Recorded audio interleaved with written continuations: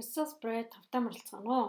Өнөөдөр би танарт ямар нэгэн зовлонгүйгээр, амархан аргаар, хөрөнгө асгалгүйгээр наадын хөрөнгө яаж гаргаж авахыг зааж өгье. За энд болохоор би 50-50% харьцаатаагаар тал нь цагаан гурал, тал нь бүхэл бүрийн гурал хэрэглэж байгаа. Миний хувьд болохоор зэрэг надад байгаа гурал нь Хөгтөрөний гурал, Улаанбаатар бүхэл бүрийн гурал байсан. Үүнийгээ би холиод хэрэглэж байна. Танд ямар л бүхэл бүрийн гурал байна, тэрийг ашиглаад хийж болно.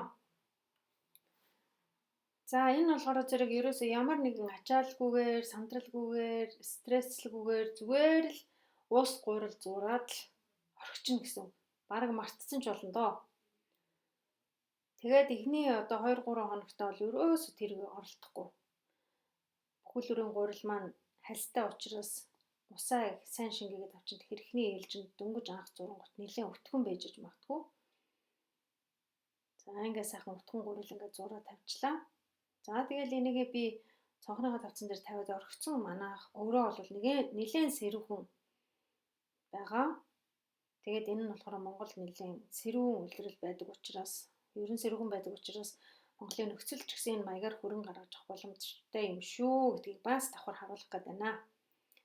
Гэхдээ яг нөгөө хөрөнгө гаргах чинь бидний өөрийн хяналтанд байгаа зүйлүүд бол усны температур, гурилын температур, өрөөний температур. Тэгэхээр энэ бүхнийгээ тооцоолоод хэрвээ бүлээн усыгээ дулаахан газар авах юм бол энэ үр дүн бас хурдан гарч ирэх бах.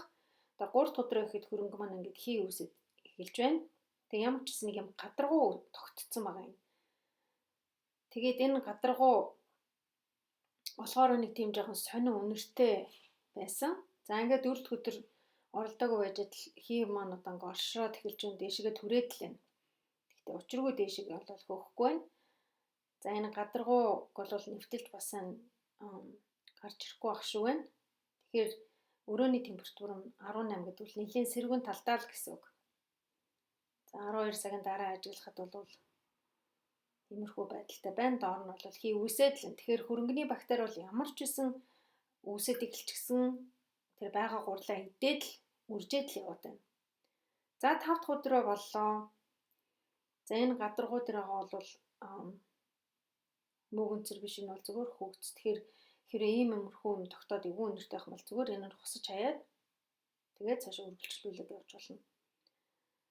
Хэрвээ та хөрөгчөндөө хөрөнгө удаан хадгалагдсан тохиолдолд заримдаа иймэрхүү юм үүсчдэг. Тэрийн зүгээр хамж амаал тэгэл үлдсэн тижгээд явхад бол болно. За би ингээ гадаргуугийн сайн хусаж аваад тэгээ үлдсэн дээр нь одоо ус гурил нэмэхээр шийдлээ. Яагаад гэвэл ямар ч гэсэн хөрөнгө тэнд бол үржиж байна. Тэгэхээр би энийг жоохон холлоодохыг. За энэ хэрвээ ойртуулад ингээд сайн харах юм бол хажуу тишээгээ харуулахаар аалзны тур шиг торнууд харагдаж байна. Сайхан гялтгахар байна. За энэ дээр бол ус гурлаа нэмээд цаашгаа үргэлжлээ явна. Ер нь би хөрөнгө хийж эхэлсэн цагаас миний хийж байгаа усны температур бол 30 градустай байсан. Тэгэл яг тэрийг л баримтлаад хийгээд яваад байгаа. Магадгүй энэ халуун орчинд хэрвээ ийм маягаар хөрөнгө гаргаж авах юм бол арай богино хугацаанд хөрөнгө гарч магадгүй. Тэгэхээр энэ гадаад орчин маань нөлөөлнө гэдэг чинь ийм учиртай байх нь. За ингээ гурил усаа ингээд нэмчлээ. Ингээд цаашаа үргэлжлүүлээд хөрөнгөө одоо ингээд тавиад орхичихно. Тэгээ та нарын ажиглалтаар харахад энэ маань одоо 2 дахин хөөж гин үү үгүй бол өшөө хэдэн хоног жоохон тавиад орхимоор юм байна уу гэд өөрсдөө сайн ажиглаад анзаараад ингээд явцгаагаарай. Тэгээд хэрвээ одоо ингээд тавьсан чинь маргааш нь 2 дахин сайхан хөөцсөн байх юм бол тэр тэгээ болж гин. Хэрвээ ингээд минийх шиг ингээд ерөөсөө ямар ч хувирал байхгүй байх юм бол дахиад 1 хоног ажиллаж болно. Энэ удаад бол цөөхөн хий үүссэн байна. Тэгээ өндөр нь болохоор зөөлөн тараг шиг ч юм уу. За дараа өдөр нь гээд харахад бол бас нэг хөөж шалаагүй тэгсээр нь дотроо бөмбөлгүүд үсээд гадаргууг нь ингээд ажиглах юм бол нэлээд олон хийнүүд маань ингээд оршроод эхэлсэн байгаа. Тагийг аваад харуулъя. За тийм өндөр нь тэгээд нэг одоо нэг жоохон зөөлөн тараг маягтай болж эхэлж байна л да. За тэгэхээр одоо ямар ч гэсэн хөрөнгө маань бол идэвхжээд явж байна. Тэгэхээр жоохон хоол нэмээд өгчий. Одоо эндээ ус гурлаа нэмээд зуурчин. За өрөө маань нэлээд сэрүүхэн байсан болохоор би аа за нэг хөөж шалахгүй байлгүй дээ гэж бодоод үл тоомсорлоод саваа солиогүй тэр жоохон миний буруу болсон байлээ. Сайн тооцоолоогүйгээс. Тэгэхээр энийг бас тооцоолоод жоохон томхон савнд утгаад өгөөрэй. За энэ гурилыг утгахдаа бол учиргүй тэгэл цавал үүсэх гэж байгаа юм шиг нэг зураал ахгүй дөнгөж одоо ус гурил 2 мон зуураад нийлээд л эрэнгүүт тэгэл болчихно. За дараагийн өдөр харсан чинь жоохон тийш хөөж гинөө. За ямар ч гэсэн агцтай шинж тэмдэг гарч ийн. За энэ бол яг хөрөнгө болох нэ. Онгоолгоо харсан чи хөөхөн жижигэн хийнүүд үсээд өнөрнийх сайхан болчих. За ажилдаа яваад ирсэн чинь за ёстой хөрөнгөн далаа боллоо. Нөгөө хөрөнгө маань сагаж сгараад цонхны тавцсан, халтгооны тавцсан гар зүгээр хөрөнгөн гол үсгэсэн байна.